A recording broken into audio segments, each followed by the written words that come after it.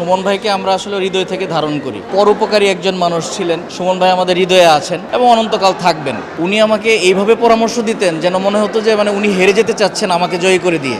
আয়োজনে তো সীমাবদ্ধ থাকলে চলবে না। সুমন ভাইকে আমরা আসলে হৃদয় থেকে ধারণ করি। সুমন ভাই অত্যন্ত মিশুক একজন মানুষ ছিলেন, পরোপকারী একজন মানুষ ছিলেন। আমার মনে হয় সুমন ভাই তার নিজের কাজ থেকে আমরা যখন কোনো কাজের কথা বলতাম সেটাকে প্রায়োরিটি বেশি দিতেন, যে কারণে সুমন ভাই আমাদের হৃদয়ে আছেন এবং থাকবেন। সুমন ভাই হয়তো চলে যাওয়ার নিয়মে চলে গেছেন, কিন্তু উনি ওনার কর্ম দিয়ে, ওনার ভালোবাসা এবং আমাদের সাথে ওনার যে বিহেভিয়ার ছিল, এই সব কিছু দিয়ে আমাদের হৃদয়ে থেকে গেছেন এবং অনন্তকাল থাকবেন। আসলে এইটা বলতে গেলে বড় করে বলতে হবে, আমি ছোট্ট করে বলি, সুমন ভাইয়ের প্রতি ভালোবাসাটা আসলে ভাষায় প্রকাশ করা যাবে না। আমি অ্যাক্টর সিকিউরিটির গত নির্বাচনে সুমন ভাইয়ের সাথেই প্রতিদ্বন্দ্বিতা করেছিলাম এবং আমরা দুইজন খুব হাড্ডাহাড্ডি লড়াই হয়েছে এবং শুনলে খুব অবাক হবেন, এমনও হয়েছে নির্বাচনের পূর্বে উনি আমাকে এইভাবে পরামর্শ দিতেন যেন মনে হতো যে উনি হেরে যেতে চাচ্ছেন আমাকে জয়ী করে দিয়ে। এটাই ছিল সুমন ভাই। সুমন ভাইয়ের এই চলে যাওয়া, একটু মনে করতে পারা, এটা আমাদের কাছে মনে হয় যে একটা সুযোগ পেয়েছি। অসুস্থতা যতটুকুই থাকুক না কেন, আসতে পারাটাই আমার কাছে গর্বের।